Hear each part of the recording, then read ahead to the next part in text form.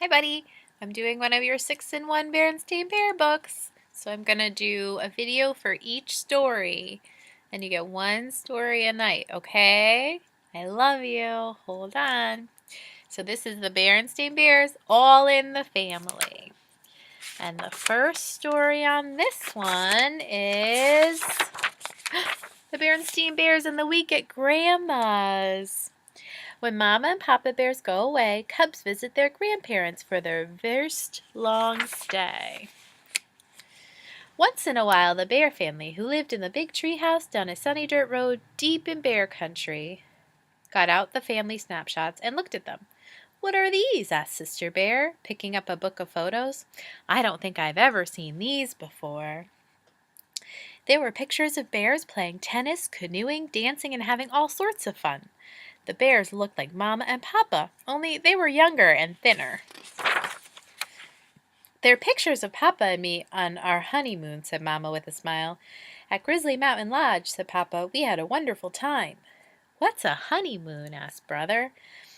"A honeymoon is a special trip couples take when they get married," explained Mama. "Getting married is a very special happening, and celebrating it with a trip is an old custom." "As a matter of fact," said Papa, "we've decided to go on a second honeymoon.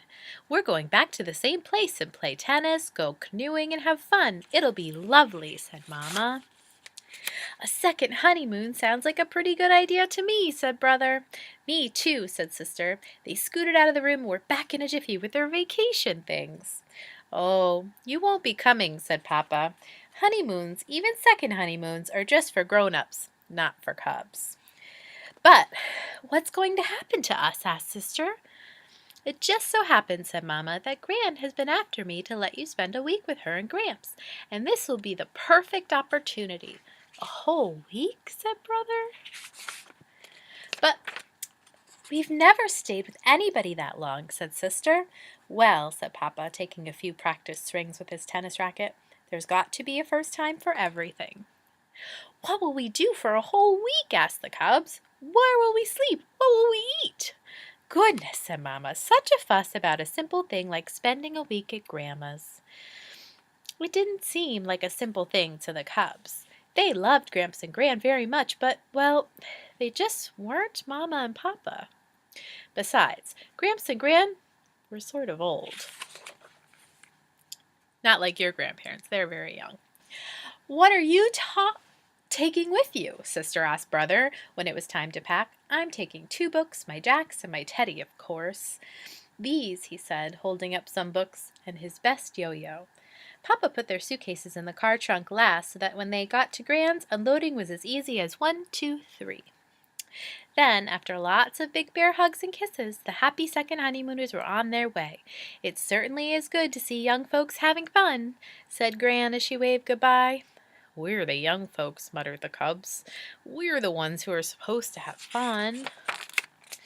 "I'm sure you're hungry after your ride," said Gran when they went in. "How about some of my special honey nut cookies and milk?" "No thanks, Gran," said Sister. "I'm not hungry right now." "Hey, these are really good," said Brother. Sister sneaked a taste. They were good, but, well, they just weren't Mama's. "Now, let's get you up to your room so that you can get settled," said Gramps. The cubs reached for their bags, but before you could say Grizzly Gramps, they were gathered up, bags and all, and carried up the steep stairs. Gramps certainly was strong for someone so old.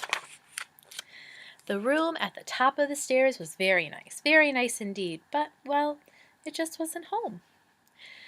"Gramps," said Sister, "where do you suppose Mama and Papa are right now?" "Well," said Gramps, "I reckon they're still on the road, just pulling into sight of Grizzly Mountain Lodge."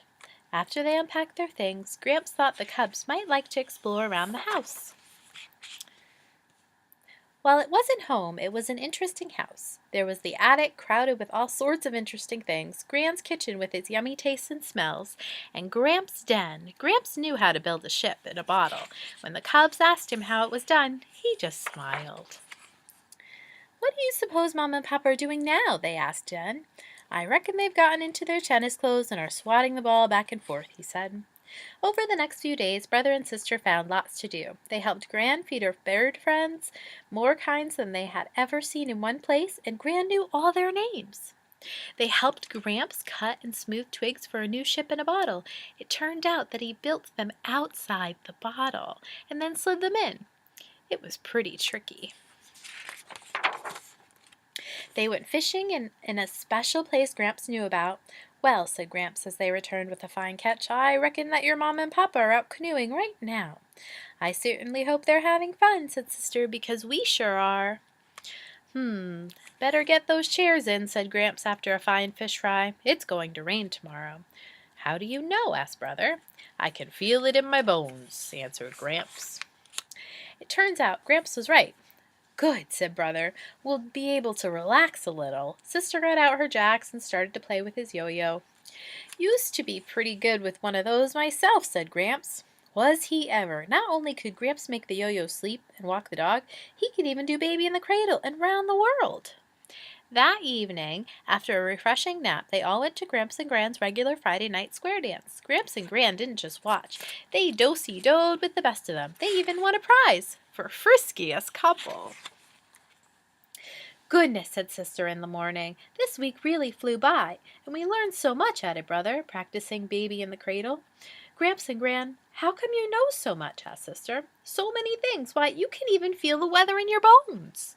"That's one of the good things about being an older person," said Gramps, smiling. "You learn something every day, so that by the time you're old enough to be a grandparent, you know an awful lot."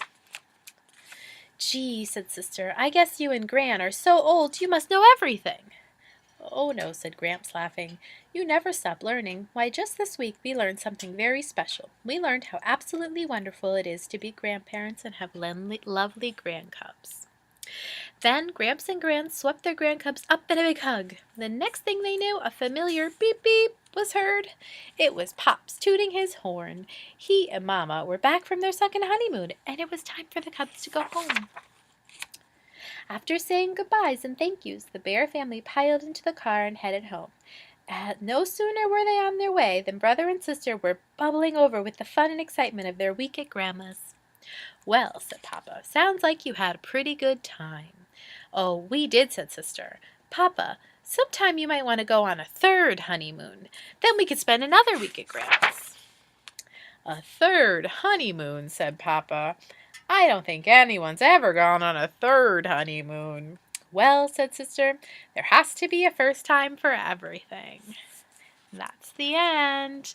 I love you, Keegan Riley, to the moon, run around the moon, and back. And squeezy hugs. Love you, love you, love you lots. Sweet dreams, sleep tight, don't let the bed bugs bite.